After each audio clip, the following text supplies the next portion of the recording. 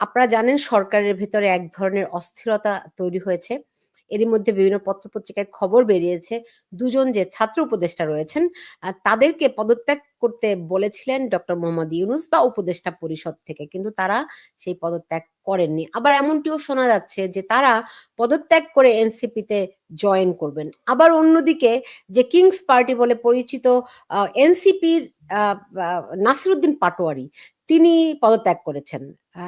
কিন্তু এই খবর এনসিপি থেকে বলা হয়েছে যে না এরকম কোনো খবর নয়। তবে নাসিরুদ্দিন পাটোয়ারি এখনো পর্যন্ত সেই বিষয়ে মুখ খোলেননি। তার তরফ থেকে কিছু আসেনি। তবে পদত্যাগের খবরটি খুবই জোরালো।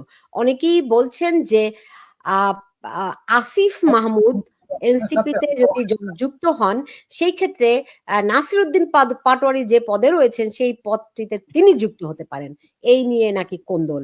আর উপদেষ্টা পরিষদের মধ্যেও বেশ কিছু বিষয় নিয়ে আ দ্বিমত রয়েছে। তাদের ভিতরে অনেক রকম সংকট তৈরি হয়েছে এবং এর বাইরে যদি দেখি বিএনপি এখন অত্যন্ত গুরুত্বপূর্ণ একটি স্টেক হোল্ডার। তারা কি বলছে এই বিষয়টিও খুব জানা দরকার। তারা কি বুঝতে পারছে কিনা যে বর্তমানে যা হচ্ছে এগুলো তার দলের জন্য পক্ষে নাকি বিপক্ষে না কোন পরিস্থিতির দিকে অগ্রসর হচ্ছে এই সবগুলো বিষয় নিয়ে আজকে আমি কথা বলবো। আমার সঙ্গে অতিথি হিসেবে রয়েছেন বীর মুক্তিযোদ্ধা অ্যাডভোকেট ফজলুর রহমান।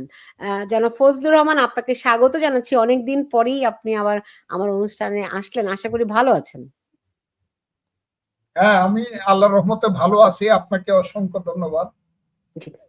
এবং যারা শুনছেন তাদেরকে সালাম জানাই। আসসালামু আলাইকুম। এমনিতে ধরেন আপনাকে আপনার বিরুদ্ধে মব হয়েছিল, অনেক রকম সংকট আপনি পার হয়েছেন, সেগুলো তো কি কিছুটা স্তিমিত হয়েছে এখন? স্তিমিত হয়েছে বললে ঠিক বলা হবে না, কারণ আমি গত কয়েকদিন নিজেই কিছু কথা বলিনি, কম কথা বলেছি। কারণ আমি দেশে ছিলাম না, আমি একটু বাইরে ছিলাম, আমি থাইল্যান্ডে ছিলাম। যে কারণে একটু আমার বিরুদ্ধে আক্রমণটা একটু কম হচ্ছে, কিন্তু এখন থেকে আবার হবে, কারণ আজকেই আরো 2টা টক শো করছি। কারণ আমি সিদ্ধান্ত নিছি যে এখন থেকে আবার কথা বলব, আর কথা বললে পরেই এখানে পাল্টা কথা আসবে। যারা আমার কথায় যারা ক্ষতিগ্রস্ত হবে বলে মনে করে তারা আমার বিরুদ্ধে কথা বলবে, এটাই স্বাভাবিক। এবং কথা বলুক, আমি এটাই চাই, কারণ আমি তো জীবিত মানুষ, আমি তো মৃত মানুষ না। কথা বলুক, আমি এটাই চাই। এটা কিরকম কথা? কেউ কথা বললেই তার বিরুদ্ধে নানান শক্তি লেলিয়ে দেয়া হয়। এটা কিরকম? এরকম একটা পরিস্থিতি কি বাংলাদেশে আগে কখনো ছিল? আপনাকে বলি, ইসলাম নামে দল করে যারা, তারা এত অসভ্য ভাষা ব্যবহার করতে পারে, এত কুৎসিত ভাষা ব্যবহার করতে পারে, মানে এত অশ্রাব্য ভাষা ব্যবহার করতে পারে, এটা আমার নিজের উপরে যদি আঘাত না আসতো আমি এটা বুঝতাম। আমি নিজের জীবনে এত বেশি নিজেকে বিক্ষুব্ধ মনে করি, যদিও তাদেরকে আমি মনে মনে মাফ করে দিই, যে একটা দেশের সমস্ত সংস্কৃতিকে তারা ধ্বংস করে দিয়েছে তাদের ভাষার মাধ্যমে। ওই যে 1 2 3 4 গাছের ডালে কাওয়া এটসেট্রা এটসেট্রা, এই শ্রেণীর সমস্ত স্লোগানগুলো, ভাষাগুলো আসছে ওই পতিতার ছেলে, ওই বেশ্যার ছেলে, ইত্যাদি ইত্যাদি যে ভাষাগুলো, এগুলো সব আসছে জামাত এবং তার পক্ষে যে শিবিরের যে আইডিগুলো আছে, এবং বিদেশে যে মহামানব 2 জন 3 জন বসে আছেন, এই মহামানবদের নিকট থেকে এই ভাষাগুলো আসছে। এটা কিন্তু বাঙালি জাতির জীবনে কোনোদিন এই ভাষা ছিল না। আমরা যে স্লোগান দিছি ছাত্র রাজনীতিতে, এই স্লোগান কবিতা হিসাবে শ্রেষ্ঠ হয়েছে পৃথিবীতে। পৃথিবীর 10টা স্লোগানের একটা স্লোগান হয়েছে তোমার আমার ঠিকানা পদ্মা মেঘনা জল। আমরা ছিলাম সেই স্লোগানের মানুষ, সেই বাক্যের বয়ের মানুষ, পরস্পরের প্রতি শ্রদ্ধা রেখে কথা কইতাম। কিন্তু আমি যেদিন প্রথম দিন কথা বললাম, জামাত মনে করলো এই লোকটা মুক্তিযুদ্ধের কথা বলে, সেদিন থেকেই দুইজন মৌলানা আমারে ফজু পাগলা বললো। আমার কথাটা খুব বোঝার চেষ্টা, এটা পৃথিবীতে বেঁচে থাকতে আমি কোনদিন কল্পনা করিনি। আমার নামে কেউ এই ধরনের মানে কুৎসিত শব্দ ব্যবহার করবে, আর কত বোকা, এগুলা কল্পনাও করতে পারবে না। কাজে আমি মনে করি এটার জন্য তাদেরকে একদিন খেসারত দিতে হবে। আমি বলছি, আমি যদি আল্লাহ আমাকে 5 বছর বাঁচায় রাখে, আমি জামাতকে এমন একটা জায়গায় নিয়ে যাব যে হাত জোর করে বলতে হবে যে আমরা আপনার বিরুদ্ধে যে কুৎসিত ভাষাগুলো ব্যবহার করছিলাম এটা আমাদের সব ভুল ছিল। আমি এখানে নিয়ে যাব। রাজনীতিতে আদর্শের সংঘাত থাকবে, স্বার্থের সংঘাত থাকবে, দলে দলে সংঘাত থাকবে, কিন্তু এত কুৎসিত ভাষা পরস্পরের প্রতি ব্যবহার কেন হবে? জি, আপনি বলছিলেন জামাতকে তারা যে সমস্ত শব্দ প্রয়োগ করেছে আপনি মনে মনে মাফ করে দিয়েছেন। না, মাফ করে দিছি না, আমি সবই মাফ করে দিই। কেন দেই জানেন? আমরা একটা হতভাগা জাতি। আমি কারণ আমার দেশের সন্তানদেরকে যারা নষ্ট করছে তাদেরকে আমি মাফ করি। ওকে ওকে, তাহলে আপনি আপনি দেখুন কালকে গতকালই নিউ ইয়র্কেই আপনার জামাতের আমির শফিকুর রহমান তিনি মুক্তিযুদ্ধে তাদের যেই ভুল হয়েছে সেটার জন্য নিঃশর্ত ক্ষমা চেয়েছেন। আপনি নিশ্চয়ই দেখেছেন। এটির ব্যাপারে আপনার প্রতিক্রিয়া কি? এটা হলো গরু মেরে জুতো দানের মতো কথা। একটা বাঘ বিধি বাঘ ধারায় আমাদেরকে ক্লাস 7-8 বলতো ভাব সম্প্রসারণ করো, গরু মেরে জুতো দান। এরা কি? আমার সন্তান আপনি খুন করছেন, আমার মেয়েকে ধর্ষণ করছেন, আমার বাড়িঘর পুরো ছারকার করছেন, আমার 1000 বছরের মুক্তিযুদ্ধের আকাঙ্ক্ষার সঙ্গে আপনি বিশ্বাসঘাতকতা করছেন, আপনি বাংলাদেশটাকে বঙ্গোপসাগরেরও বেশি রক্তে রক্তাক্ত করছেন। সেই লোকটি আপনি আমেরিকাতে গিয়ে বলেন 47 থেকে 24 পর্যন্ত যা হয়েছে যদি ভুল হয়ে থাকে যদি, তাইলে আমরা ক্ষমা প্রার্থী। আরে বেটা, জনাব কি তার নাম, ডাক্তার শফিকুর রহমান, দেখলে তো মনে হয় একবার আমার দাদার বয়সে, আসলে তো আমার 10 বছরের ছোট। আপনি মাপ চাইলেই কি না চাইলেই কি, মাপ তো দোষ তো করে গেছে আপনার পূর্বপুরুষেরা, আর কি মাপ চাইছেন? তাইলে বলেন 71 সনে আমরা অপরাধ করেছিলাম, 71 সনে আমরা মুনির বুদ্ধিজীবীদেরকে হত্যা করেছিলাম, 71 সনে আমরা হাজার হাজার রাজাকার আলবদর সৃষ্টি করে পাক বাহিনীকে মানুষের দুয়ারে দুয়ারে নিয়ে গিয়েছিলাম, লাখ লাখ মানুষকে হত্যা করতে সহযোগিতা করেছিলাম। এইটার ব্যাপারে আমাদেরকে মাফ করেন। মনে হয় যে সাধারণ আমাদের সাথে তারা, সে তো অসাধারণ, মানে অমার্জনীয় অপরাধ। এটা তাদের কাউন্সিল দায়িকা সারা পৃথিবীর কাছে মাপ চাই, মানবতার কাছে মাপ চাইতে। কি কয় এইসব? মা, এটা কি ডংডাঙ্গের ব্যাপার নাকি? আপনি আমার সন্তানকে হত্যা করছেন হাজারে হাজার, আচ্ছা আমাদের যদি কোনো ভুল হয়ে থাকে মাফ করে দিয়ে, এগুলো তো হলো মানুষের সাথে আরো ঠাট্টা মশকরা করে।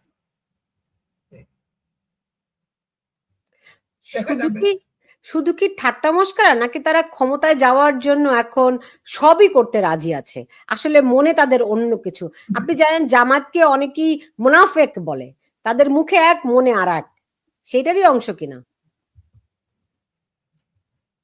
জামাতকে মুনাফেক তো অনেকেই বলছে আগে, কিন্তু ইদানিং কালে 5ই আগস্টের পরে আমি প্রথম বলছি এটা একটা মুনাফেকের দল।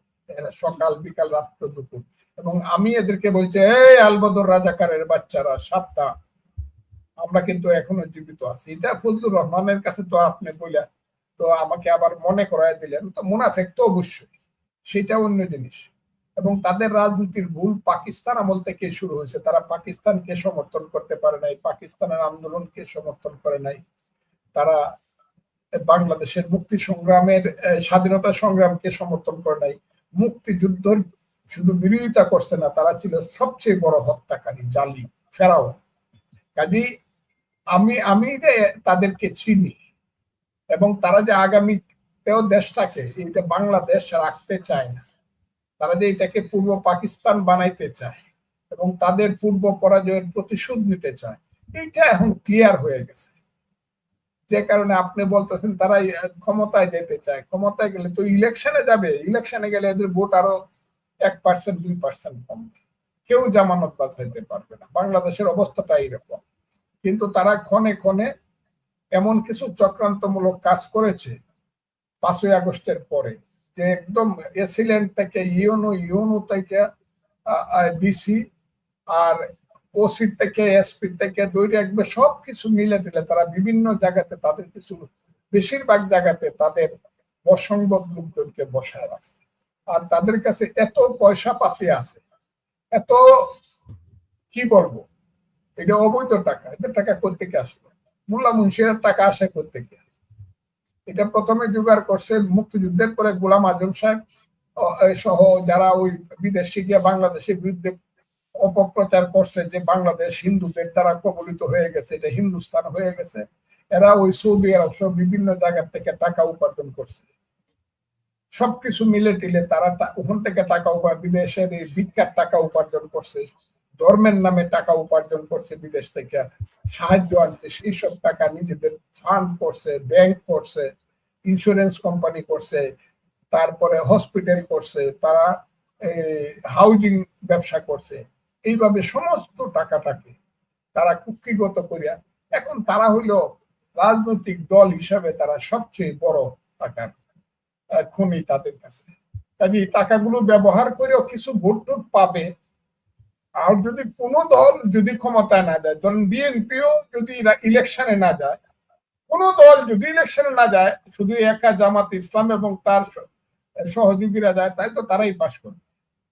কিন্তু বিএনপি গেলে আওয়ামী লীগ তো যাবেই না, অন্য যে কোনো দল গেলে জামাত ইসলামী দেশে ক্ষমতায় যাবে। আল্লাহর রহমত, আল্লাহ আছে, কিন্তু আল্লাহ সর্বশ্রেষ্ঠ, আল্লাহই ক্ষমতা এবং সম্মানের মালিক। কিন্তু কোনোদিন জামাত পাবলিকের ভোটে ক্ষমতায় যাবে না, ইনশাল্লাহ। আমি এটা কয়ে দিলাম, কোনোদিন না। এই দেশে, মুক্তিযুদ্ধের দেশে জামাত, তাইলে এটাকে পূর্ব পাকিস্তান বানাইতে হবে, আর আমরা যত মুক্তিযুদ্ধ আছি সবাই মরে যেতে হবে, বাস দ্যাটস অল। এরা কিভাবে আপনারা কি চিন্তা করেন জামাত ক্ষমতায় যাবে?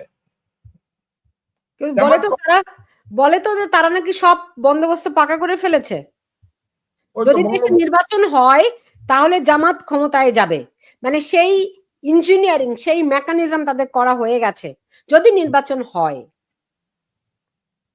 না, যদি মেকানিজম হয়, নির্বাচন হইলে জামাত ক্ষমতায় যাবে না। যে নির্বাচন বিএনপি যদি যায়, ধরেন আওয়ামী লীগ তো যদি না যায়, বিএনপি যদি যায়, অন্য কেউ না গেল, শুধু বিএনপি গেলেই জামাত এবং ওই যে মোল্লা মুন্সিরা বা ওই যে ইসলামের নামে যারা ব্যবসায়ী দল করে, 10-15টা সিট পাবে, ম্যাক্সিমাম 20টা। জামাতের চেয়ে স্বতন্ত্ররাই সিট বেশি পাবে, যারা মুক্তিযুদ্ধের নামে ইলেকশন করবে। অনেক মানুষ মুক্তিযুদ্ধের নামে ইলেকশন করবে স্বতন্ত্র, তাতেও জামাতের চেয়ে বেশি ভোট পাবে। এমনিতে ধরেন এরকম কি কোনো পরিকল্পনা আছে যদি নির্বাচন হয়? আপনারা অনেক লোক বলছেন যে নির্বাচন করবে, সেরকম পরিকল্পনা কি আপনাদের আছে কোনো? নির্বাচন হলে জি, যদি নির্বাচন হয়, আপনি বলছেন যে অনেক মুক্তিযোদ্ধা নির্বাচন করবে মুক্তিযুদ্ধের নামে, এরকম কোনো পরিকল্পনা কি আছে নাকি আপনাদের? পরিকল্পনা আমার হোক বা না হোক, পরিকল্পনাটা আসে বাস্তব প্রেক্ষিত থেকে। বাস্তব প্রেক্ষিতটা হলো বিএনপি আর জামাতের মধ্যে যখন ইলেকশনটা হবে, আওয়ামী লীগ যখন ইলেকশনে আসবে না, তখন এই দেশে বাঙালি জাতীয়তাবাদ, মুক্তিযুদ্ধ এবং এই দেশের অসাম্প্রদায়িক ধর্মনিরপেক্ষ রাজনীতির কথা, মুক্তিযুদ্ধের কথা বলে লোক দাঁড়াবে। এটা আমি না করলেও কোনো কাজ হবে না, এই ফোর্স দাঁড়াবে। বুঝতে পেরেছি। এমনিতে ধরেন এখন ইলেকশনের যে আলাপ করতেছেন, আপনার কি ইনফরমেশন ইলেকশন ওই 12ই ফেব্রুয়ারি 2026 সনে হয়ে যাবে, এটা কি মনে করতেছেন? আমি তো ইলেকশনের আলাপ করাটাকে পণ্ডশ্রম মনে করতেছি। আর ইলেকশন যদি করতে পারে, তারা প্রথম চাইবো ওই যেমন আজকে দেখলাম পত্রিকায়, কালকে চাইছে জামাত আর এনসিপি। এটাই তো ইউনূস সাহেবের নিজস্ব দল। জামাত হইল তার গার্ড, আর এনসিপি হইল তার সন্তান। তারা বলতেছে যে আগে গণভোট হবে। কি গণভোট হবে? যে ওই যে জুলাই সনদকে সংবিধানের উপরে স্থান দিতে হবে। তাহলে সংবিধানের উপরে স্থান দিতে গিয়ে যদি জুলাই সনদের উপরে গণভোট করে, তাহলে তো এটা বাংলাদেশ হইল। কারণ 72-এর সংবিধান তো গণভোট করে তারা বাতিল করতে পারে না, বা অর্ডিন্যান্স করবে তাও রাষ্ট্রপতি করতে পারবে না। ইউনূস সাহেব যাতে অর্ডিন্যান্স করে, ইউনূস সাহেব কি অধিকারে, কনস্টিটিউশনের কোন আর্টিকেল অনুযায়ী প্রধান উপদেষ্টা অর্ডিন্যান্স জারি করবে? না, এটা করতে হবে তাকে নাকি 5ই আগস্টের বিপ্লব ক্ষমতা দেয়। বিপ্লব ক্ষমতা দিলে বিপ্লবী সরকার করেন নাই কেন? সেদিনেই বিপ্লবী সরকার করতেন। গণতান্ত্রিক সরকার, সাংবিধানিক সরকার করে এখন 1.5 বছর পরে এসে বলেন বিপ্লবী সরকার করে দেখেন। এর অর্থ হইলো এরা যে এইসব কথা বলতেছে, এইসব কথার মূল অর্থ হইলো দেশে যাতে ইলেকশন না হয়, ইউনূস সাহেবের নেতৃত্বে তারা দেশটাকে আরো লুটপাট করে খাইতে চায় এবং বিদেশিদের কাছে, ষড়যন্ত্রের কাছে তারা দেশটাকে বন্ধক দিতে চায়, যে বন্ধক দেওয়া তারা অলরেডি শুরু করছে এবং এই দেশটাকে বাংলাদেশ তারা রাখতে চায়। এ হলো ব্যাপার। জি, আপনি আপনি নিশ্চয়ই দেখেছেন যে দুজন উপদেষ্টাকে পদত্যাগ করতে বলেছিলেন ডক্টর ইউনূস, এরকম খবর পত্রপত্রিকায় বেরিয়েছে। তো উপদেষ্টাদের মধ্যে বিভিন্ন রকম অন্তর্দ্বন্দ্বের কথাও শোনা যাচ্ছে। তো এই এই এই সরকার কি খুবই চরম অস্থিরতার মধ্যে আছে বলে বোধ করছেন? আমি একটা কথা বলি, যারা উপদেষ্টা হয়েছে তাদের বিরুদ্ধে আমি কোনো কথা বলতে চাই না, কিন্তু কিছু কিছু উপদেষ্টা হয়েছে এরা উপদেষ্টার ব্যাগ বওয়ার যোগ্যতা নাই। যে 2টা ছেলের কথা বললেন, এরা 1500 টাকার চাকরি পেলে এরা খুশি হইত। এখন কয় না, আইলরে ভাই কলির কাল, ছাগলের চাটে বাঘের গাল। ঘটনা প্রবাহে এরা একটা ওর মধ্য দিয়া মন্ত্রী হয়ে গেছে, যারা মন্ত্রীর পিয়ন হইতে পারত। এইসব ছেলেগুলা সচিবালয়ে ঢুকতে পারতো না, টিকিট পাওয়ার, সচিবালয়ের পারমিশন পাওয়ার যোগ্যতা ছিল না এইসব ছেলে পেলেদের। এরা এখন মন্ত্রী। এইসব কথা আমাকে জিজ্ঞাসা করে, মন্ত্রিত্ব ছাড়বে কেন? প্রয়োজনে জীবন দিয়ে হইলে মন্ত্রী থাকার চেষ্টা করবে। এরা আইন বুঝে না, আদালত বুঝে নাকি নিয়ম বুঝে নাকি রুল বুঝে, কিছুই বুঝে না। কাজেই এইসব ছেলে পেলে মন্ত্রিত্ব ছাড়বে কি ছাড়বে না, জনগণ যেদিন ছাড়াইতে চায় ছাড়াইয়া ফেলবে, এবং সেই দিন হইলো কিয়ামতের সময় এসে যাবে। সব কিরকম? এরা কি মন্ত্রিত্ব ছাড়বো কি ছাড়বো না, ছাড়বে না। এরা করলে আবার জামাত আইসা করবো এদেরকে বাদ দিতে হইলে আরো 7 জনকে বাদ দেন। এগুলা কই একটা পেস লাগায় রাখবো। আর ইউনূস সাহেব তো সেই খেলোয়াড়, যে খেলোয়াড় হইলো, আমি সব সময় বলি, হাকিম হইয়া হুকুম করো, পুলিশ হইয়া ধরো, সর্প হইয়া দংশন করো, উজা হয়ে যান। কাজে সেই খেলোয়াড়ের হাতে যখন খেলা আছে, সে তো চাবে যে এইসব পেস পোস্ট লাগাইয়া রাষ্ট্র ক্ষমতায় দীর্ঘ সময় থাকতে। আর ইলেকশন আগে চাইবো গণভোট। গণভোট হইলে ইলেকশনের দরকার কি? জাতীয় সংসদ ইলেকশনে যদিও আমি জানি বিএনপি কিছুতেই রাজি হবে না। আর বিএনপি যদি গণভোটে সাধারণ ইলেকশন নির্বাচনের আগে যদি রাজি হয় নভেম্বর ডিসেম্বরে, তাইলে বিএনপি, আমার মনে হয় না বিএনপি রাজি হবে। আর বিএনপি রাজি না হইলে তারা করতে পারবে, যদি করে আমার মনে হয় না। এটা দেখা যাক। অর্থাৎ ইউনূস সাহেব চক্রান্তমূলক ভাবে 26 সনের ফেব্রুয়ারি মাসের ইলেকশনটাকে ডিলে করার জন্য এবং না করার জন্য এইসব বাহানা করতেছে, এইসব ছেলে পেলে এবং জামাতকে দিয়ে। এটা বাহানা। তো বিএনপি কি সেটা বুঝে? বিএনপি কি সেটা বুঝে? কে বিএনপি? বুঝে, একটু পরে বুঝে, কারণ বড় দল তো, একটু পরে বুঝে। মানে আর কত পরে? মানে এখনো সালাউদ্দিন সাহেব বলছে না যে আমরা মানি, এইসব মানবো না আমরা। ওই যে নির্বাচনের ব্যাপারে কিছু কথা বলতে বলে, এইসব আমরা মানি বলছে, কিন্তু খুব অন স্পট রিঅ্যাকশন দেখাইছে। তাকে সেলিউট করাই দরকার, এটা সাধারণত করে না। কিন্তু মানে স্পন্টেনিয়াস রিঅ্যাকশন না করলে, হ্যাঁ, শুধু সবসময় মানে দেখি করে কি, এটা আপনি গল্পটা বোধহয় জানেন। যদি গল্পটা অনেকে জানে, ওই যে চোর ঘরে ঢুকছে, মালিক চোখ বুঝে আছে, বলে দেখি শালাই করে কি। এই অবস্থাটা পরে শেষ পর্যন্ত চুরি করে চলে যাবে, কিন্তু পরে আর ধরতে পারবে না। আমি তাই মনে করি চোর ওই দেখি শালাই করে কি একবার দুইবার কইলাম, কিন্তু পরে কিন্তু চোরকে ধরে ফেলানো। তো বিএনপি কি আপনার মনে হয় চোর ধরতে পারবে, নাকি দেখি না কি করে এই অবস্থায় আছে?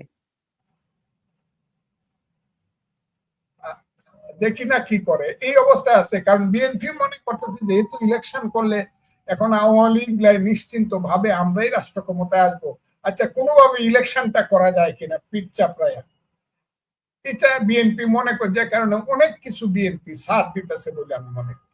তাহলে এত কিছু ছাড় দেওয়ার কথা, কারণ ওই যে জুলাই সনদ যেটা হয়েছে, জুলাই সনদটা এটা বাংলাদেশের মুক্তিযুদ্ধের পক্ষের মানুষ কিন্তু একসময় থ্রো করে দিবে, আমি কথাটা বললাম, ছুঁড়ে ফেলা দিবে মুক্তিযুদ্ধের পক্ষের মানুষ।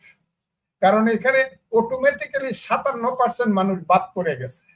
যে 25টা দলে ভোট মানে দস্তখত করছে, সেই 25টা দলে ভোট পাইছে, সর্বশেষ ভোট পাইছে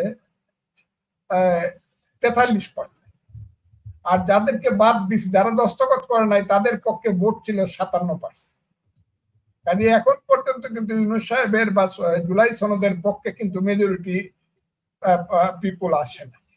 আর এখন তো যদি জিজ্ঞাসা করে ভোটে যায়, ওই যে গণভোট করবে, গণভোট করলে তো সালাউদ্দিন সাহেব বাছাই দিছিল ইউনূস সাহেবরে, যে যেদিন পার্লামেন্ট ইলেকশন হবে সেদিন গণভোটটা দিলে পরে সব মানুষ তো আসবে, কাজেই একটু ভোট পাবে। আর এমনি আলাদা গণভোট করলে আগে 2% মানুষ সেন্টারে যাবে, আর অন্য মানুষ আইব খিলাইবার লাগে। কারণ এই জুলাই সনদ কেউ সমর্থন করে না বাংলাদেশে, কেউ না। তো বিএনপি তাহলে এই কাজগুলি কেন করছে? তারা কি মনে করছে ওই যে মাথায় হাত বুলিয়ে আপনি যেটা বলছেন, এরকম করে তারা নির্বাচন করাতে পারবে? না, এটা তো একটা বড় দায়িত্বশীল দল বিএনপি। আমি একটা কথা বলি, দায়িত্ব তারা মনে করে শেষটা দেখি না কি হয়, শেষটা দেখি। আবার বিএনপির বিরুদ্ধে যখন স্লোগান দেয়, তারেক রহমান সাহেবের বিরুদ্ধে বা দেশ নেত্রীর বিরুদ্ধে যখন স্লোগান দেয়, বা জিয়াউর রহমানের ছবি যখন পুরায়, তখন তো আবার বিএনপি লাখে লাখে আবার দাঁড়ায় দাঁড়ায় বলেও জামাত শিবির রাজাকার, এই মুহূর্তে বাংলা রিয়েকশনও দেখায়। কিন্তু বিএনপি রিয়েকশনটা একটু কম দেখায়, কারণ তারা তো বড় দল, তারা মনে করে ইলেকশনটা হইলে পরেই আসুক না, রাষ্ট্র যন্ত্রটা আমাদের হাতে আসুক। এই কারণে একটা ধৈর্যের একটা পরিচয় দিচ্ছে বিএনপি, এটা আমি মনে করি। জি, এমনিতে সালাউদ্দিন আহমেদ বলেছেন যে এ মাসের মধ্যেই তারা 200 আসনে প্রার্থী চূড়ান্ত করে ফেলবে। তো আপনি কি এবার বিএনপির প্রার্থী হবেন? আমি একটা কথা বলি, আমি তো বিএনপি করি, যদিও আমাকে সাসপেন্ড করছে।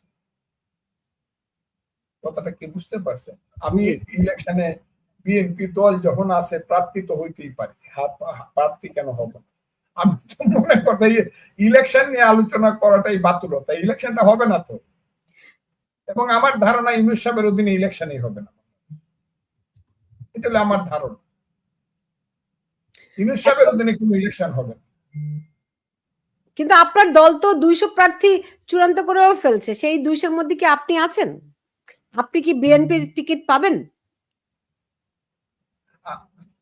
বিএনপি, আমি বিএনপির টিকিট পাবো তো এটা আমি ধারণা করি না। যদি না পান, সেই ক্ষেত্রে কি আপনি স্বতন্ত্র হবেন? সেটা ইলেকশন যদি না পাই, কথাটা কেন আসবে? আমি তো পাবো, আমি জানি তো আমি পাবো। আপনি পাবেন। তারেক রহমানের সঙ্গে কথা হয় আপনার? যেহেতু আমাদের নেতার প্রয়োজনে কথা হয়, আচ্ছা, যখন প্রয়োজন মনে করে তখন, আমিও যখন প্রয়োজন মনে করি কথা বলার চেষ্টা করি। তো তখন এই কথাগুলো বলেন না যে ওই যে চোর গেলে পরে তো পালিয়ে যদি চলেই যায়, তখন তার ধরতে পারবেন না, নাগালের বাইরে চলে গিয়ে লাভ কি? এতে তো আলটিমেটলি বিএনপি বারবার গোল খেয়ে যাচ্ছে, তাই না? শুনেন, প্লেয়ার যত ভালোই হোক, ধরেন এক সময় সেই প্লেয়ার যখন গ্যালারিতে থাকে, হায়ার এ প্লেয়ার, তার আর কিছু খেলাতে কিছু বলার থাকে, দর্শক হিসাবে থাকে। আমরা তো এখানে এক্সিকিউটিভ কেউ না, এক্সিকিউটিভ হলো স্থায়ী কমিটি। বিএনপি স্থায়ী কমিটি সিদ্ধান্তে সবকিছু, সেন্ট্রাল কমিটি ডাকা, আমরা হইলাম উপদেষ্টা। যখন চেয়ারপারসনের মনে করে যে কারো উপদেশ নেওয়া দরকার, নিতে পারে, আর 7 বছরে একবার না নিলে তো কিছু বলার নাই। We are not executive. কাজে আমার বলার যেটা কথা, সেটা আমি খুব সাহসিকতার সঙ্গে টেলিভিশনে বলি, আপনাদের সাথে বলি না কোনটা, সবই তো বলি। কিন্তু বলা উচিত ছিল ফোরামে, যেহেতু ফোরাম পাচ্ছি না, কাজে এখানে বলতে হয়। এবং এখানেও যে বলি, আমি জিনিসটাকে রেকটিফাই করার জন্য বলি। কেন বলি আপনাকে বলি, বাংলাদেশটাকে যদি বাঁচাইতে হয়, দল অনেক থাকবে, কিন্তু বিএনপি আওয়ামী লীগ দুইটা দল থাকতে হবে, অথবা বিএনপির আদর্শ এবং আওয়ামী লীগের আদর্শে দুইটা দল থাকতে হবে। বিএনপির আদর্শ হইল সেন্ট্রাল রাইট, আওয়ামী লীগের আদর্শ ছিল সেন্ট্রাল মিডল। কিন্তু আওয়ামী লীগ নিজেকে নিজে ক্ষতিগ্রস্ত করছে 15 বছরের কুশাসনে। কাজেই এইখানে আরেকটা, ওই যে বারবার আমি বলতেছি এখানে মুক্তিযুদ্ধের পক্ষে একটা শক্তি দাঁড়াবে। কেন আমি বলছি আপনি শুনেন। দল ধ্বংস হয়ে যেতে পারে। মুসলিম লীগ এক সময় ছিল, পাকিস্তান সৃষ্টি করছে, 23 বছর ক্ষমতায় রয়েছে, কিন্তু মুসলিম লীগ এখন বাংলাদেশে আব্বাজান ডাকলেও কেউ একটা ভোট দিবে। দল থাকে না। ধরেন মনে করেন আওয়ামী লীগও একদিন থাকবে, তো কিন্তু জাতি হিসাবে, আমার কথা নাহলে ভুল বুঝাবুঝি হবে, জাতি কিন্তু থেকে যাবে। জাতি মানে বাঙালি জাতি, আর বাঙালি জাতি থাকবে কিয়ামত পর্যন্ত। বাংলাদেশ না থাকলেও বাঙালি জাতি থাকবে, কারণ বাঙালি জাতির কোনো দেশ ছিল না, যুদ্ধ করে আমরা দেশ সৃষ্টি করছি। যেমন ইহুদিদের কোনো দেশ ছিল না, আন্তর্জাতিক ভাবে সিদ্ধান্ত করে একটা রাষ্ট্র হয়েছে ইসরায়েল। বাঙালি জাতির আমরা একটা রাষ্ট্র করছি, সেই রাষ্ট্রটা নাও থাকতে পারে, কিন্তু বাঙালি জাতি থাকবে। আর বাঙালি জাতি থাকলে বাঙালির সংগ্রাম থাকবে, বাঙালির রাজনৈতিক দল থাকবে। এটা আওয়ামী লীগ থাকবে নাকি হাসিনা থাকবে, নাও থাকতে পারে। এটা সলিমুদ্দিন কলিমুদ্দিনও বাঙালি জাতির দল করতে পারে, এবং যে দল এই দেশে থাকতেই হবে। যেমন মুসলমান থাকলে ইসলামিক দল থাকবে, ঠিক তেমনি 92% মুসলমানের, 90% মুসলমানের দেশে ইসলামিক দল থাকবে, এটাই স্বাভাবিক। 99% বাঙালির যা দেশে একটা দল থাকবে। কাজে বাঙালি জাতিকে বলতে চাই, আপনি একটা, আপনারা রাজনৈতিক দল হিসাবে বাঙালি জাতীয়তাবাদের দলটা কিন্তু সাংঘাতিক ভাবে এই দেশে রিয়েল বাঙালি জাতীয়তাবাদ, মুক্তিযুদ্ধ, গণতন্ত্র, ধর্মনিরপেক্ষতা, মানুষের পেটের ভাত, পরনের কাপড়, এবং মুক্তিযুদ্ধে যারা বিশ্বাস করে, 30 লক্ষ শহীদের রক্তের প্রতি যাদের আনুগত্য এবং শ্রদ্ধা আছে, 2 লক্ষ মা বোনের ইজ্জতকে যারা মনে করে আমার মায়ের ইজ্জত, তাদের একটা রাজনৈতিক দল থাকা উচিত। আর বিএনপির মতো একটা সেন্ট্রাল রাইট দল থাকা উচিত, যেমন কনজারভেটিভ। অনেকেই তো বলে, ফজলু ভাই, অনেকেই তো বলে যে আপনি মুসলিম লীগের তো কথা বললেন, তো বিএনপি ধীরে ধীরে মুসলিম দিকে অগ্রসর হচ্ছে। তার পরিণতি মুসলিম লীগের মতো হয় কিনা, কারণ যে ভুল একের পর এক বিএনপি করছে, অনেকেরই শঙ্কা শেষ পর্যন্ত বিএনপির ভাগ্য মুসলিম লীগের মতো হয় কিনা। ভুল বিএনপি এক রাজনৈতিক দল হিসাবে হয়তো বা দুই একটা সিদ্ধান্তে ভুল হইতে পারে, কিন্তু আমি মনে করি বিএনপি খুব ধৈর্য সহকারে আগাচ্ছে। যেমন বিএনপি কতগুলো ব্যাপারে আপনি দেখেন খুব সুদৃঢ় এবং সঠিক সিদ্ধান্ত নিচ্ছে। 1 নম্বর হইল 72-এর সংবিধান ছুঁড়ে ফেলে দিব। ওই আপনি যেখানে বসে কথা বলতেছেন, আমি খুব বাজে কথা বলি, এই কথাটা আর এখন বলি না, আগে বলতাম কেসকিবান্দির পুতের নাম সুলতান খান, এই কথাটা আর এখন বলি না। ওই আপনাদের দেশ থেকে যে বিদেশিদেরকে পাঠাইছে, নাগরিকদেরকে পাঠাইছে, ওখানে আপনি যে কথা বলতেছেন, আমেরিকা, এই যে 19 জন বিদেশি রবার্ট ক্লাইভের সন্তানেরা, যারা আমার দেশকে যারা ধ্বংস করতে চাইছিল, বিএনপি কিছু কিছু ব্যাপারে কিন্তু সাংঘাতিক বাধা দিছে। যেমন 72-এর সংবিধান, এই সংবিধান আমরা ছুঁড়ে ফেলে দিব না। 2 হলো শাহাবুদ্দিনের মতো রাষ্ট্রপতি যেখানে আছে, সেখানে তাকে আমরা কিছুতেই ছড়াইতে দিব না। মব জাস্টিসের মাধ্যমে শাহাবুদ্দিনের মতো এই দেশে করতে দিব না। এগুলা কিন্তু বিএনপি কে আপনার স্বীকার করতেই হবে। কিছু কিছু জায়গাতে কিন্তু বাংলাদেশকে এবং বাংলাদেশের সংবিধানকে বিএনপি প্রোটেকশন দিচ্ছে, কিন্তু যেতে হলে কিছু কম্প্রোমাইজ, তো অ্যাডজাস্টমেন্ট কম্প্রোমাইজ আপনাকে করতে হবে, কারণ দেশটা যারা চালাইতে চায় তাদের কিছু অ্যাডজাস্টমেন্ট কম্প্রোমাইজ করতে হয়। বিএনপিও হয়তো বা এই সিদ্ধান্তটাই নিচ্ছে। কিন্তু কিন্তু দেখুন, এই যে বলছে যে মার্কা, যে দল দাঁড়াবে জোট করলেও সেই দলের মার্কাই লাগবে, এটা কিন্তু সালাউদ্দিন সাহেব একদম সঙ্গে সঙ্গে বলে দিচ্ছে এটা আমরা মানি না। এবং এই যে ইউনূস সাহেব সবকিছুর দায়িত্ব নিয়ে নিছে, আরে বাবা রে, হ্যাঁ, ইউনূস সাহেব সবকিছু দেয়, উনি নির্বাচন কমিশনার, উনি প্রধান নির্বাচন কমিশনার, উনি ডিসিএসপি ঠিক করে দিবে, উনি সচিব ঠিক করবে, উনি নির্বাচনে আর্মি ঠিক করবে, উনি সব। তাহলে নির্বাচন কমিশনের দরকার কি? আর তত্ত্বাবধায়ক সরকারের যা আইন হইতেছে, এটাকে যদি আমরা ওভারলুক করি, ওভারথ্রো করে দিই, তাহলে এটার এই শুনানি করে সময় নষ্ট করারই বা দরকার কি? এই রং থাকবে না, সবকিছু ঠিক হয়ে যাবে। আমি মনে করি সবকিছু ঠিক হবে। এত কিছু সম্ভব না। এটা কাকের দেশ এখনো বকে খায়নি।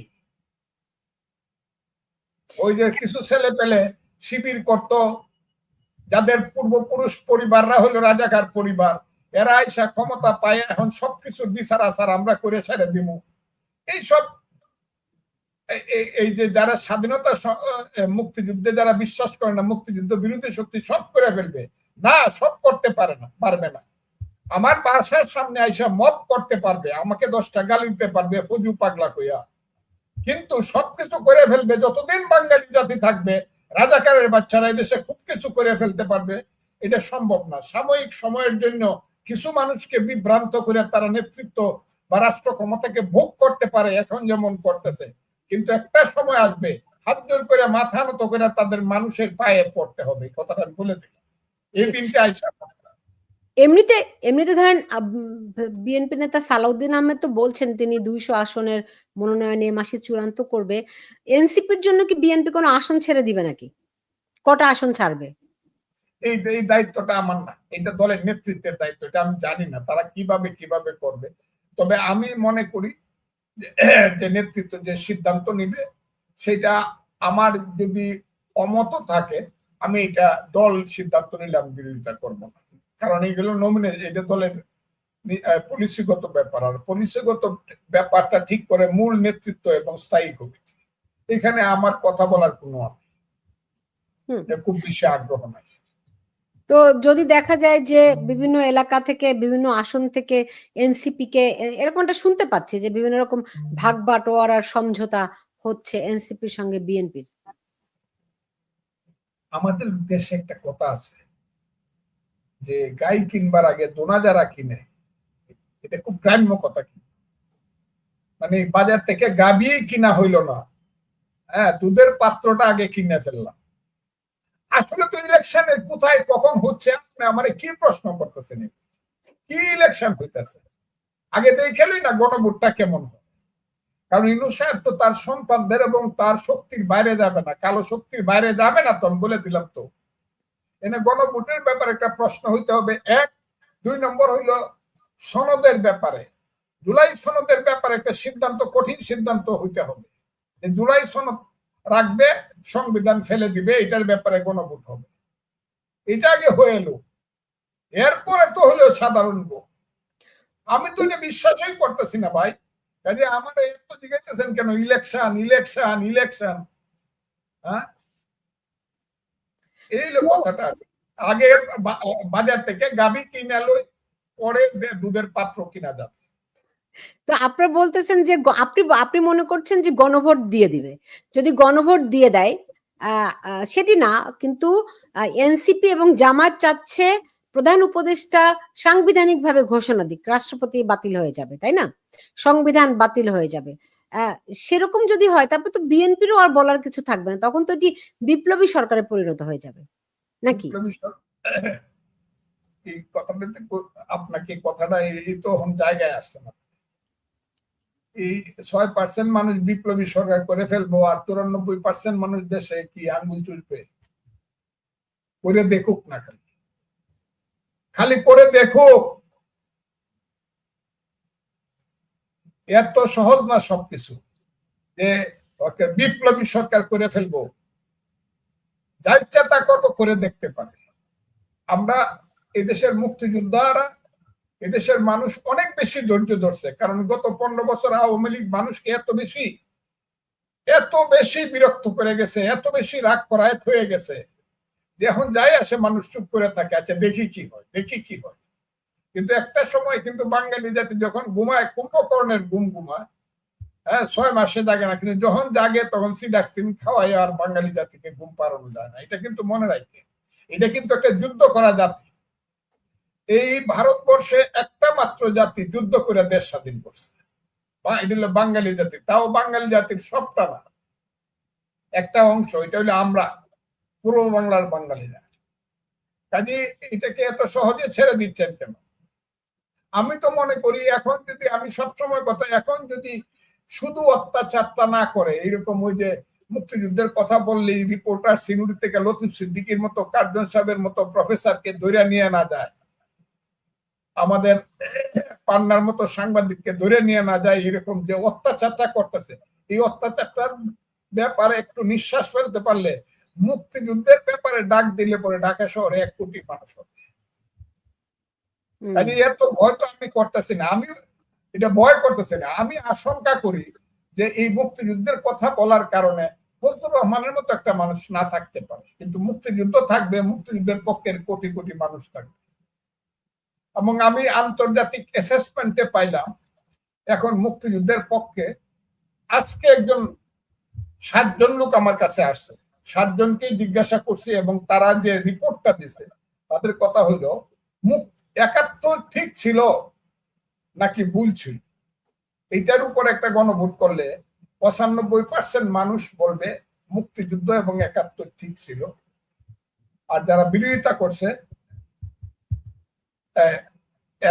এরা ভুল ছিল। কাজে মুক্তিযুদ্ধের পক্ষে 95% মানুষ আছে, সেটা বিএনপি, আওয়ামী লীগ, অন্য দল টলে ভাগ হইতে পারে, কিন্তু মুক্তিযুদ্ধের কোনো ভাগ নাই। মুক্তিযুদ্ধ হলো বাংলাদেশে অ্যাবসলিউট। আমি মুক্তিযুদ্ধের পক্ষে কথা বলি।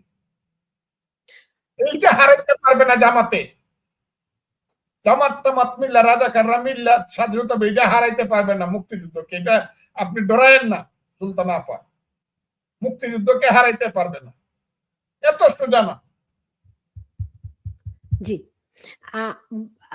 ধরেন আপনি দেখুন যে আওয়ামী লীগকে তো তারা, আওয়ামী লীগ ইদানিং আমরা দেখি যে ছোট ছোট, ছোট না বেশ বড় বড় মিছিলই কিন্তু এখন তারা করছে এবং সাধারণ মানুষও তাদের মিছিলে যুক্ত হচ্ছে। আপনার বিবেচনায় এই মিছিলগুলো করে তারা কি অ্যাচিভ করছে? সুপার স্ট্রাকচারে দেখলে এটা দেখা যায় যে একটা প্রতিবাদ হচ্ছে বা আওয়ামী লীগ আস্তে আস্তে বা আসার চেষ্টা করতেছে, সুপার স্ট্রাকচার।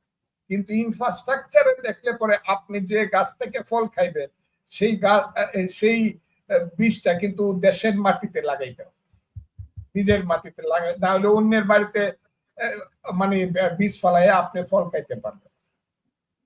সংগঠনটা যদি আপনি যদি এখানে আছে understanding, feelings, realisation, theory and practice, এগুলো অনেক কথা আমি বলতে চাই না। এই সংগঠন যদি না থাকে, সেই সুপার স্ট্রাকচারে ওই যে মিছিল করা হইতে পারে, শুরু হইলো অপিনিয়ন শুরু হইলো, কিন্তু এটাতে খুব বেশি হয়ে যাবে এটা মনে করি, আমি এটা মনে করি না। শুধু কিছু দৌড়ায় কিছু ছেলে মিছিল করলো বা একদিনে 10,000 লোকে মিছিল করলো দৌড়াইয়া 10টা পয়েন্টে, এতে খুব কিছু হয়ে যাবে। কারণ এইটা ওপিনিয়ন ফরমেশনের ব্যাপারটা হলো মূল। মানে থিওরিটা হবে আসল, থিসিসটা হবে আসল, আপনার এখানে অর্গানাইজেশনটা হইলো আসল। অর্গানাইজেশন হিসাবে তখন একটা মানে আপনি একটা জেলায় যাবেন, একটা থানায় যাবেন, প্রকাশ্যে একটা মানুষও তো বলে না আমি আওয়ামী লীগ করি, আমি আওয়ামী লীগের নেতা, একটা মানুষও বলে। কথাটা কি আপনি বুঝতে পারছেন? জি, বুঝতে পেরেছি। এমনিতে এমনিতে আপনি জানেন যে এই নির্বাচনে আওয়ামী লীগকে বাদ রাখার সব চেষ্টা এই সরকার করছে বলে অভিযোগ রয়েছে। অন্যদিকে বিদেশিদের কাছ থেকে চাপ রয়েছে আওয়ামী লীগকে নিয়ে বা একটা ইনক্লুসিভ নির্বাচন করার। যদিও প্রেস সেক্রেটারি শফিকুল আলম বলেছেন যে তাদের উপর কোনো চাপ নেই। তো আওয়ামী লীগকে বাদ রেখে কোনো নির্বাচন হলে আপনার কি মনে হয় সেই নির্বাচন কোনো ভালো নির্বাচন হবে? না, এটা ওই 14, 18, 24-এর মতো না হইলেও এর কাছাকাছি একটা নির্বাচন হবে। মানুষ বলবে এইটাও নির্বাচন হয় নাই, কারণ মানুষের কোনো ইন্টারেস্ট থাকবে না। মানুষ বলবে এই যে দেখেন, আমি কালকে দেখলাম যেন আর্জেন্টিনার ব্রাজিলে খেলা হইতেছে ফ্রেন্ডলি ম্যাচ, দুইটাই বিশ্ববিখ্যাত টিম, কিন্তু খেলা হইতেছে ফ্রেন্ডলি ম্যাচ। ফ্রেন্ডলি ম্যাচ যখন হয় তখন মানুষের কোনো ইন্টারেস্ট থাকে না দেখতে, কিন্তু কম্পিটিটিভ ম্যাচ যখন হয় তখন মানুষ খেলা দেখতে যায়। যখন জামাত এবং বিএনপি দুই গ্রুপে ইলেকশন হবে, মানুষের অতটা ইন্টারেস্ট থাকবে না। যেমন বিএনপি ইলেকশনে যখন যায় নাই বা জামাত যায় নাই, আওয়ামী লীগ বা জাতীয় পার্টি ইলেকশন করে কিন্তু জোর করেও তাদের নিজেদের মানুষকেই সেন্টারে আনতে পারে। কাজে ওই ইলেকশনটা কয়েকদিন পরে মানুষ বলা শুরু করবে, ও দেখছি এইটাও তো ইলেকশনে 10% ভোট কাস্ট হয়েছে আর 25% ভোট ফিল মারছে, এটা এইগুলা বলবে মানুষ। এইটাও কোনো ফুল।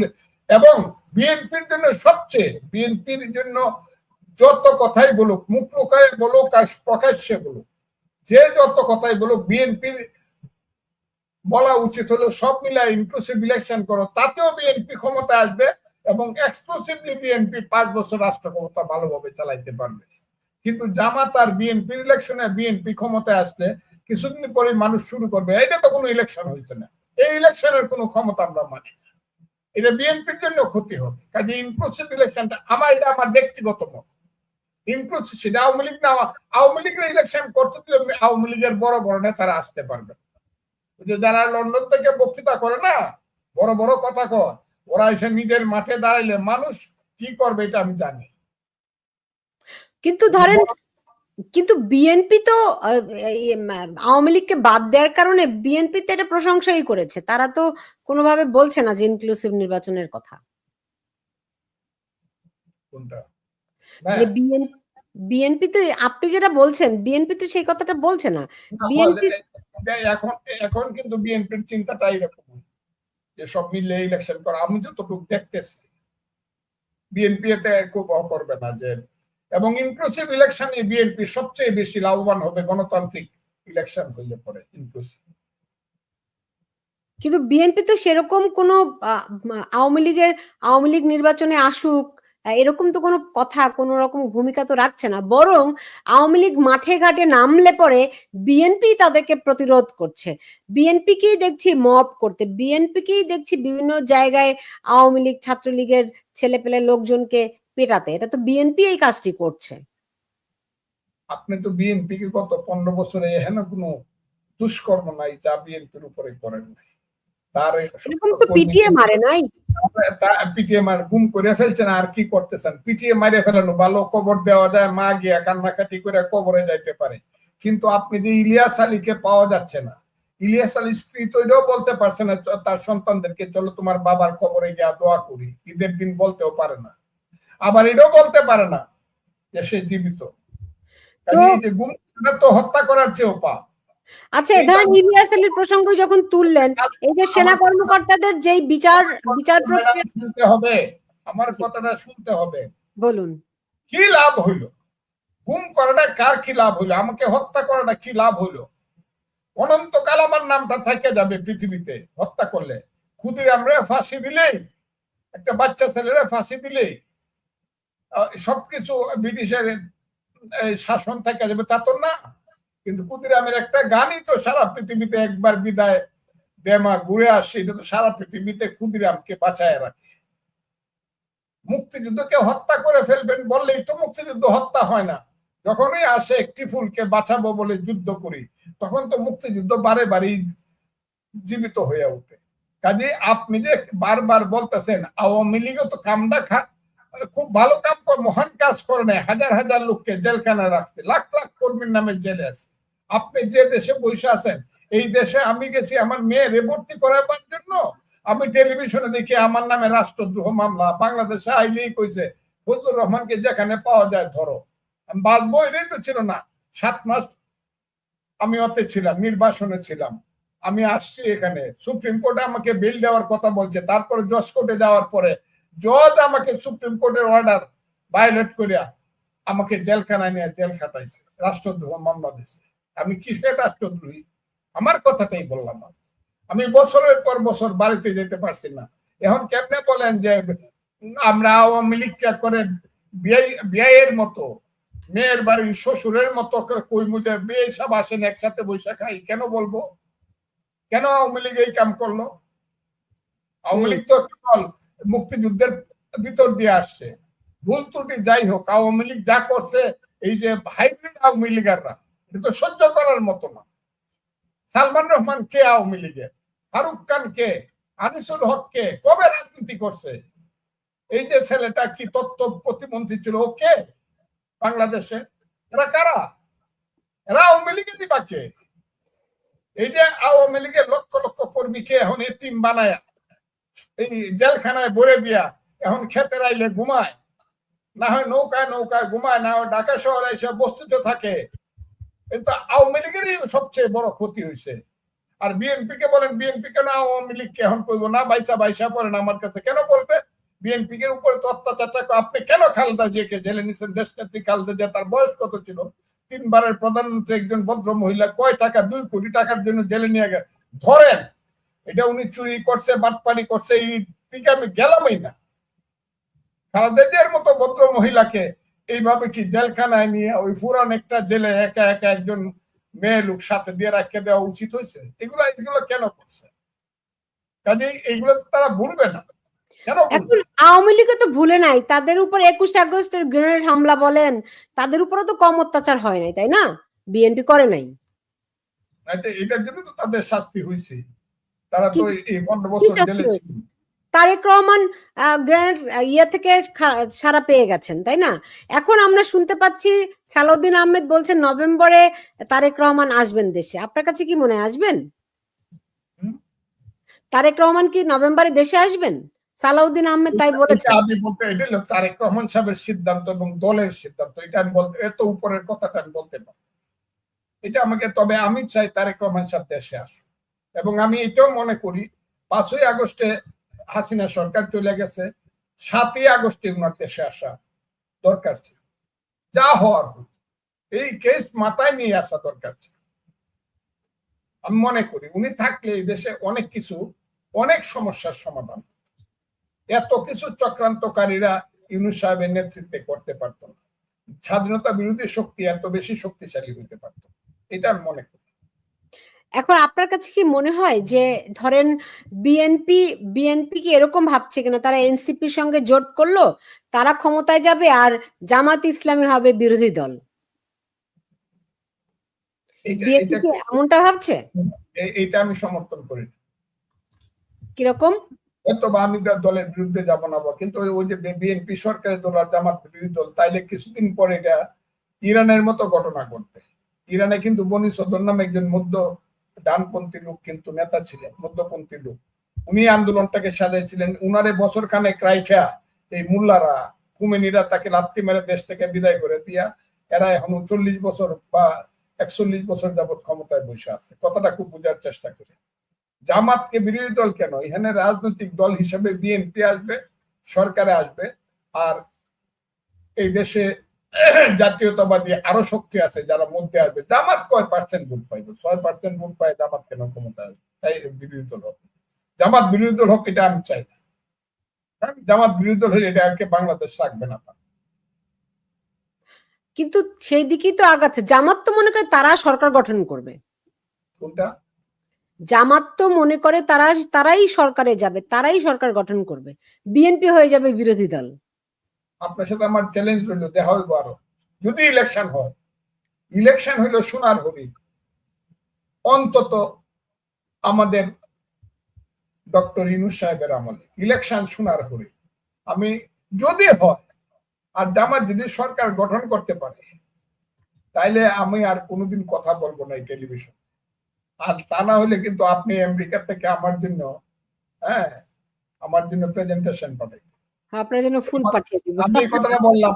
কোনো কারণেই কোনোদিন জামাতের মতো একটা স্বাধীনতা বিরোধী শক্তি, জামাতের মতো একটা মিথ্যাবাদী শক্তি, জামাতের মতো দুষ্কর্ম করা মুখ যাদের এত খারাপ, ফজলুর রহমানের মতো লোককে যারা যা ইচ্ছা তা বলে, যা ইচ্ছা তা, তারেক রহমানের লোককে যারা বলে গাছের তালে কাওয়া, ওই ডাকসুতে পাস করলে যারা বলে তারেক রহমান জানো নাকি অমুক হয়েছে ডাকসুর বিপি, যারা বলে খালেদা জিয়ার মতো নেত্রীকে যারা কুকথা বলে, জিয়াউর রহমান সাহেবের মতো, শহীদ জিয়ার মতো লোকের ছবি যারা পাড়া, সেই জামাত ক্ষমতা যাইব আমরা বাইসে থাকতে, পাবলিককে আমরা বুঝাইতে পারবো না, তাইলে আমাদের আত্মহত্যা করা উচিত।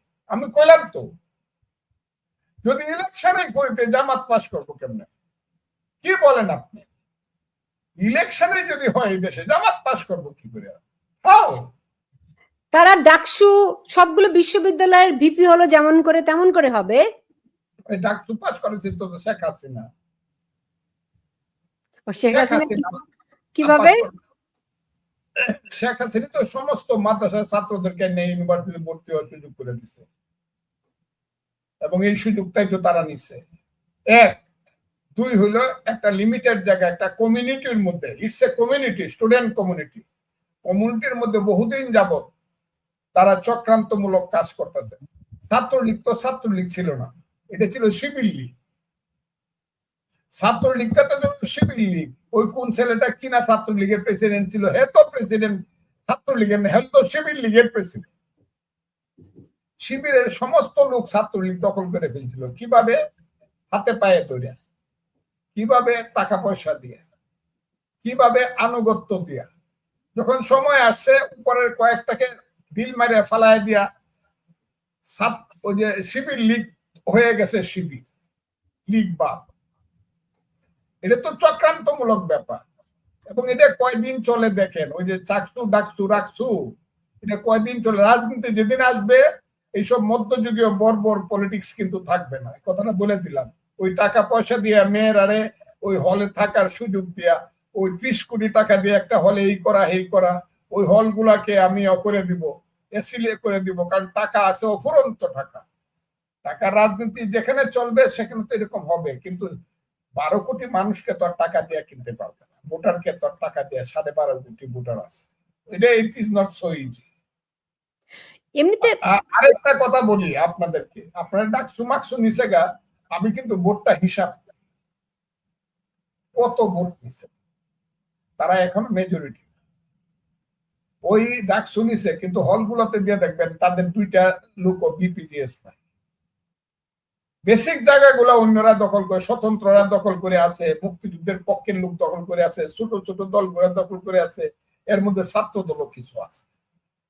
কাজে সব নিয়ে গেছে তা না, আরো তো কলেজ মলেজ আছে, ছাত্র তো আরো আছে। ছাত্র তো খালি এই পাবলিক ইউনিভার্সিটি শেখ হাসিনার মাদ্রাসার মধ্যে ছাত্র না, ছাত্র আরো আছে। জি, আপনার কথাটা আমি বুঝতে পেরেছি। বাট ধরেন সবসময় তো ভিপি, জিএস, এজিএস উপরের পোস্ট 3টাই প্রাধান্য পায়, সেই জায়গা থেকে আর কি বলা। যাই হোক, আমাকে শেষ করতে হবে, কিন্তু আপনার কাছে আরো 2-3টে প্রশ্ন আমার আছে। একটি হচ্ছে, আপনি জানেন যে এই ছাত্র উপদেষ্টা মাহফুজ আলম এবং আসিফ মাহমুদ, এরা দুজন সরকার থেকে বেরিয়ে গিয়ে এনসিপিতে যুক্ত হতে পারে, এবং সে কারণে নাসিরউদ্দিন পাটোয়ারি তিনি পদত্যাগ করছেন বলে শোনা যাচ্ছে। আপনি এই এনসিপির ভবিষ্যৎটি কি দেখেন? আমি এইসব ছেলেদের সম্পর্কে কথাই বলতে চাই। এরা এই দেশটাকে ধ্বংস করছে, এরা 3টা জেনারেশনকে ধ্বংস করছে। আজকেও আমি এক জায়গাতে গেলাম, বসলাম এর সাথে, কালকেও গেলাম, সবাই বলে এখন আর কলেজের নিচের স্তরের ছেলে পেলেরা মা বাবার কথা শোনে না, এরা কেউ কলেজে যায় না, ওরা সবাই চাঁদা তুলতে যায়। কলেজ এই যে দেখেন পরীক্ষার কিন্তু রেজাল্ট কমে গেছে, পাশের হার কমে গেছে, লেখাপড়া নাই কোথাও। কারণ কলেজের ছেলেরা মনে করে লেখাপড়া করার চেয়ে অতদিন লেখাপড়া করে কবে চাকরি পাইমো না পাবো, এর চেয়ে গিয়া যদি আমি একটা সমন্বয়ক হয়ে চাঁদা তুলতে পারি, 1 বছরেই 1 কোটি টাকা হবে। যে দুষ্কর্ম হইতেছে বাংলাদেশে এইসবের ছাত্র রাজনীতির নামে, এই ছেলেদের নামে, সচিবালয় থেকে ধরে ইউনো অফিস পর্যন্ত যে দুষ্কর্ম হইতেছে, ডিসি অফিস থেকে সিনিয়র অফিস পর্যন্ত যে দুষ্কর্ম হইতেছে, প্রত্যেকটা অফিসে যে দুর্নীতি হইতেছে, আমার ঘৃণা লাগে এদের সম্পর্কে। ঘৃণা ঘৃণা ঘৃণা। এরা যেভাবে অর্থনৈতিক ভাবে দেশটাকে, দেশের মানুষকে, দেশের ছাত্রদেরকে যেভাবে কলঙ্কিত করছে, এখন তো মনে করেন কোন ইউনিভার্সিটি, কোন ছেলে পেলে, যারা ইয়াং ছেলে পেলে যদি মনে করে, যারা একটু দুষ্ট প্রকৃতির ছেলে, গাঁজা খাওয়ার টাকা নাই, হিরোইন খাওয়ার টাকা নাই, বা ইয়াবা খাওয়ার টাকা নাই, আমি যতটুকু শুনি, চল যাই, কোথায় যায়? গুলশানে যাই, একটা বাড়ি থেকে উঠে গা করে, তোমরা তো ফেসিস, টাকা দাও, নাহলে স্বর্ণ নিয়ে যাবো, নাহলে ধরে নিয়ে যাবো। পুলিশ গেলে কয়, বেটা আমরা হইলাম মোমো, আমরা হইলাম এনসিপি, আমরা হইলাম এই, আমরা হইলাম সেই, টাকা নিয়ে আসে। শেষ করে দিছে এই সমাজকে, ধ্বংস করে। আর কিছু না পাইলে অন্তত দারোগা সাহেবের সাথে মিল করিয়া একটা মিথ্যা মামলা দিয়া 300 আসামি দিয়া 3 কোটি টাকা কিভাবে রোজগার করা যায় এই চেষ্টা করে। কাজে এইসব ছেলে পেলেদের সম্পর্কে আমাকে জিজ্ঞান, যদি দিন আসে, আমি এদের জন্য দোয়া করি, আল্লাহ এদেরকে বাঁচায় রাখো, আমি দোয়া করি এরা আমার সন্তানের সমান। কিন্তু এরা এই সমাজে মুখ দেখাইতে পারবে না, প্রকাশ্যে এই সমাজে এরা চলতেও পারবে না, কেউ, নবডি। এই ছেলেরা এত নিজেদের সর্বনাশ করছে, ওদের মা বাপের সর্বনাশ করছে, এই দেশের ছাত্রদের সর্বনাশ করছে, দেশের সর্বনাশ করছে। এরা ছিল এক সময় সাহসী ছেলে, মনে করতাম ফিডেল ক্যাস্ট্রো, চে গুয়েভারা। এরপরে দেখলাম বাবা রে, 10 টাকা ভাত পাইতো না, এখন 10,000 টাকা দিয়া 1 কোটি টাকা দিয়া গাড়ি চলে, 100 কোটি টাকার মালিক হয়েছে। এইসব ছেলে পেলে সম্পর্কে আমাকে কি জিজ্ঞাসা করে না? আমরা তো ছাত্র রাজনীতি করে আসছি এই দেশে, দেখা যাবে তো। তবে একটা কথা আমি ছাত্রদেরকে বলবো, একটা কথা নতুন প্রজন্মকে অবশ্যই বলবো, বাবারা এই দেশটা কিন্তু 54 বছর আগে যুদ্ধ করে আমরা 23 বছর বয়সে যখন ছিলাম তখন একটা দেশ বানাইছিলাম তোমাদের জন্য। সেই বাংলাদেশটা কিন্তু এখন ধ্বংস হয়ে যাচ্ছে, বাংলাদেশের পরাধীন হয়ে যাচ্ছে। বাবারা তোমাদেরকে আমি হাত জোর করে বলি, তোমরা আমাদের সন্তান, দেশটাকে পরাধীন হতে দিও না। জামাতের সঙ্গে যাবা, এনসিপির সঙ্গে যাবা, ইউনূস সাহেবদের কথা শুনবা, দেশ কিন্তু পরাধীন হয়ে যাবে। আমি বলে দিলাম, অলরেডি চক্রান্তমূলক ভাবে চট্টগ্রাম চলে যাচ্ছে, পার্বত্য চট্টগ্রামে ষড়যন্ত্র হচ্ছে, আমাদের সেন্ট মার্টিন দ্বীপে স্টিমার লাগিয়ে গেছে, আরো অনেক চক্রান্ত হচ্ছে। আমি সবাইকে বলি, দল যাই হোক, জাতি কিন্তু থাকবে, সেই বাঙালি জাতিকে বাঁচাইতে হবে। কাজে আমি আজকের ছাত্রদেরকে বলি, আর যাই হোক, তোমরা বৈষম্য বিরোধী ছাত্র আন্দোলনের মতো ছেলেদেরকে ধোঁকা দিয়ে রাজপথে নামাইয়া 2000 ছেলেকে হত্যা করায় নিজেরা সম্পদশালী হইয়া ওই মন্ত্রিত্ব করার লোভে কোটি কোটি শত কোটি টাকা করিয়া এই দেশটাকে আর তোমরা ধ্বংস করেন, তোমরা অন্তত দেশটাকে রক্ষা করার চেষ্টা করো। আজকের প্রজন্মকে আমি এই কথাটা হাত জোর করে বলতে চাই। আর এইসব ছেলেপেলেদের উপরে মানুষের যে আশা ছিল, যে সম্ভাবনা ছিল, এইসব ছেলেপেলেরা যা হইতে পারতো, তারা নিজেরাই নিজেদেরকে ধ্বংস করতে, না হয় তাদেরকে ধ্বংস করানোর চক্রান্ত হয়েছে ইউনূস সাহেবদের জামাত ইসলামের মাধ্যমে। আমার তো মনে হয় না ইউনূস সাহেবদেরকে ডাইকে নিয়ে একদিন একটা সুপরামর্শ দিয়ে বলছে যে বাবারা, তোমাদের উপরে নির্ভর করে কিন্তু আমি দেশে আসছিলাম, আমাকে তোমরাই বসাইছিলাম, তোমরা কিন্তু এই কাম করো না, এইসব চান্দাবাজি, দান্দাবাজি, মব জাস্টিস, আরো কি করে, এইগুলো আমার হাতে কাগজ আছে, কাগজ। এই কারণে আমি বলতেছি, এগুলা কইলে আপনি আমার বোন, আপনার লজ্জা হবে, এই কারণে আমি বলবো না। এরা আরো কি করে এগুলো আমি বলবো না, কিন্তু একদিন কিন্তু মানুষে বলবে, প্রকাশ হবে। কাজে এদের প্রশ্ন করে না, এদের উত্তর আমি দিতে, এরা মন্ত্রী হইলো না, এরা বাসার চাকর হইলো, এগুলো নিয়ে আমার কোনো মাথা ব্যথা নেই। এরা কে পদাইতে নাসির কি না কি নাম বলে, এই ছেলেটার বাড়ি নাকি কোথায় হাজীগঞ্জের শাহরাস্তি, চাঁদপুরে। আমি দেখলাম এনে শাহরাস্তি আর হাজীগঞ্জের মানুষ বলে দিল যাতে এই দেশে না আসে, এবং he will not able to go his country, go his village. এটা দেখি আমি, কারণ ওখানকার আমি উপজেলা চেয়ারম্যান 5 বার যে হয়েছে, তাকে সে বলছে তারা আমি চিনতাম না, পরে চিনছি, সে কে আমরা জানি। 2500-2000 ভোট পাইলে আমি জানি এই যে মহান নেতারা যাদের নাম টেলিভিশনে বড় করে বলে, ইউনূস সাহেব বড় করে বলে, ইউনূস সাহেবের মাথার উপরে উঠে নাচে যে সব ছেলে পেলেরা, এরা 200 ভোটও পাবে না একটা এলাকাতে এমপি ইলেকশন দাঁড়িয়ে একা একা। এরা এখন কেউ কোন যাচ্ছে ওই জামাতের কাছে, ওই জামাত বলি তো ফেলছে, হ্যাঁ, শিশুকালে বাপের গালে চড় দেওয়ার চেষ্টা করে না, বাপের চেয়ে বড় হওয়ার চেষ্টা করে। এখন আবার দেখতেছি আমাদের দলের সাথে গিয়ে বিটতেছে, 2-1টা সিট দেন, না হলে আমরা বাঁচি কেমনে। কথাটা কি বুঝতে পারছে?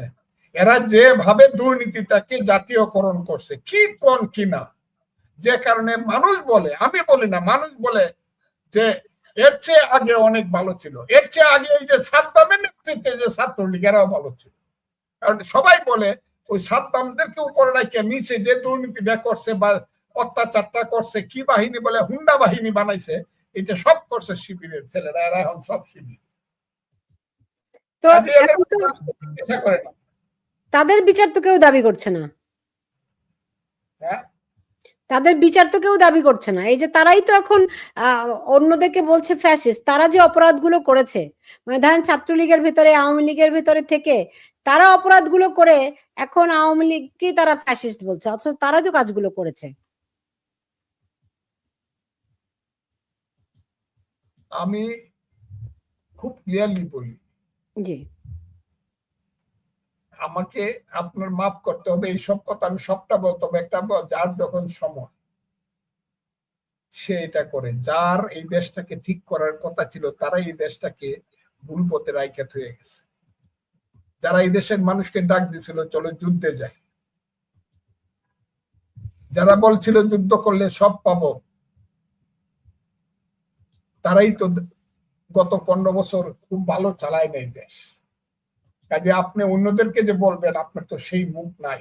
কিন্তু এটাও হবে, এক সময় মানুষ বলবে কিন্তু হ্যাঁ তারা ভুল করছিল, এটা ঠিক, তারা ভুল করছিল এটা ঠিক, কিন্তু তাদের চেয়ে বেশি ভুল করছে এরা। তারা ভুল করতে গিয়ে অর্থবিত্ত কামাইছিল, সমাজ নষ্ট করছিল, কিন্তু দেশকে নষ্ট করে নাই, দেশের স্বাধীনতাকে নষ্ট করে নাই। কিন্তু এক সময় আসবে যে তাদেরকে, তারা যারা আসলো, তারা সমস্ত অস্তিত্বকে, দেশের অস্তিত্বকে শেষ করে দিচ্ছে। এই জায়গাটা আসতে পারে, এটা এখনো তাদের বলা। ভবিষ্যৎটা আপনি কি দেখেন? এই ডক্টর ইউনূস, তার পারিষদ বর্গ, এদের ভবিষ্যৎটা কি দেখছেন? এরা তো সব বিদেশি, এরা সব চলে যাবে যদি যাইতে পারে, এরা সব চলে যাবে। এরা কারা? এরা কারা? এরা যা করতেছে এটা তো অকল্পনীয়। বিদেশিরা দেশ চালায়, আমার দেশ চালায়, আমি কেন যুদ্ধ করছিলাম? এরা, এদেরকে তো আমি কি বলবো আপনাকে, বলা, এ তো বিদেশি, একটা ইউনূস সহ সব বিদেশিরা দেশ চালাচ্ছে।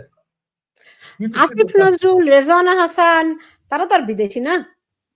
কারা? আসিফ নজরুল কিংবা রেজওয়ানা হাসান। রেজওয়ানা হাসান বিদেশি না, কিন্তু তার পূর্বপুরুষ তো আর এই দেশটা চায় নাই। কাজে মনে করছে বাপের আদর্শটা যদি বাস্তবায়ন করতে পারি, দেশটাকে যদি আবার আগের জায়গায় ফেরত নিতে পারি, তারা তো তাদের মতো করে কাম করতেছে। আর আসিফ নজরুল সাহেবের কথা আমি আরেকটা অতে বলছি, আর বলবো না। আসিফ নজরুল সাহেব যেখানে ছিল তার চেয়ে উনি বুঝতে পারতেন, যদি কোনোদিন ক্ষমতায় যায়, ক্ষমতা হাতে চলে যায় তার, ওই দিন উনি বুঝতে পারবে এই সমাজে কোন জায়গায় আছে, মানুষ তাকে কোন নজরে দেখে।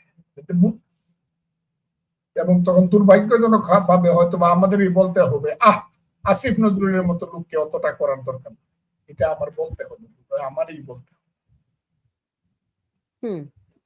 ফলে বাংলাদেশের সামনে ভালো কিছু আপাতত নাই, তাই তো? কোনটা? এখন পর্যন্ত আমি ভালো কিছু, ইউনূস সাহেবের নেতৃত্বে বাংলাদেশে ভালো কিছু হবে এটা আমি বিশ্বাস করি না। এই সরকারের নেতৃত্বে ভালো কিছু হবে এটা বিশ্বাস করি না। সবচেয়ে সর্বনাশ হবে এই দেশে আমাদের সার্বভৌমত্বের প্রতীক সেনাবাহিনী। এই সেনাবাহিনীকে ধ্বংস করার জন্য তারা সবটাই করতেছে, এবং এটা করতেছে বিচার ব্যবস্থা। সবচেয়ে ক্ষতি হয়ে গেছে আমাদের সেইটা, সেনাবাহিনীকে মানুষ এখন খুব আন্ডারমাইন করে, এবং এটা করছে কিন্তু ইউনূস সাহেব এবং আমাদের দেশের ওই যে আইসিটি নামদারি বিচার ব্যবস্থা। সেনাবাহিনী সম্পর্কে সারা পৃথিবীতেই তার দেশের মানুষের একটা ভিন্ন একটা শ্রদ্ধাবোধ থাকে, যে এরা সার্বভৌমত্বের প্রতীক। এটা বাংলাদেশে শেষ করে দিচ্ছে এরা। এখন আমাকে জি শেষ করছি তো। বাংলাদেশের একটা ভালো কিছু বলেন, যে যেখান থেকে মানুষ একটু আশা করতে পারে, স্বপ্ন দেখতে পারে। আশা করতে পারে এই দেশের নতুন প্রজন্মকে নতুন রাজনৈতিক শক্তি সৃষ্টি করতে হবে আদর্শিক ভাবে, এবং সেই আদর্শিক ভাবে হলে মুক্তিযুদ্ধের আদর্শ, এর বাইরে না।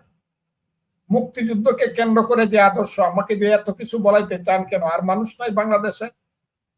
মুক্তিযুদ্ধকে যে কারণে একদিন মুক্তিযুদ্ধে গেছিলাম, যে স্বপ্ন দেখে বাঙালি জাতির একটা রাষ্ট্র সৃষ্টি করছিলাম, যে স্বপ্ন দেখে 30 লক্ষ লোক জীবন দিছে, যার জন্য 2 লক্ষ মা-বোন, 2.5 লক্ষ মা-বোনের ইজ্জত গেছে, যার কারণে বঙ্গোপসাগরের চেয়ে বেশি রক্ত দিতে হয়েছে, বিশ্বযুদ্ধের রিস্ক নিছে ইন্ডিয়া।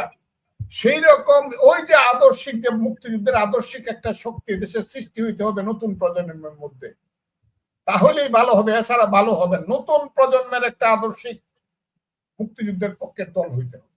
ক্লিয়ার? মুক্তিযুদ্ধের বাইরের দল হবে বাংলাদেশ টিকবে না, কারণ বাংলাদেশ হলো মুক্তিযুদ্ধের সন্তান। আমি আবারও বলি, মুক্তিযুদ্ধের বাইরে কোন রাজনীতিও টিকবে না, মুক্তিযুদ্ধের বাইরের রাজনীতি বেশি দিন চললে বাংলাদেশও টিকবে না, কারণ বাংলাদেশ হলো মুক্তিযুদ্ধের সৃষ্টি।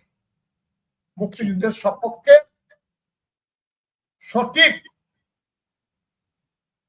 জ্ঞানী, গুণী, সাহসী, ত্যাগী রাজনৈতিক শক্তি লাগবে দেশপ্রেম, তাহলে এই দেশ উঠবে, এবং এত উঠবে যেটা কল্পনাও করতে পারবেন না, এত উপরে উঠবে দেশ। এইটা স্বপ্ন দেখে যুদ্ধ করছিলাম।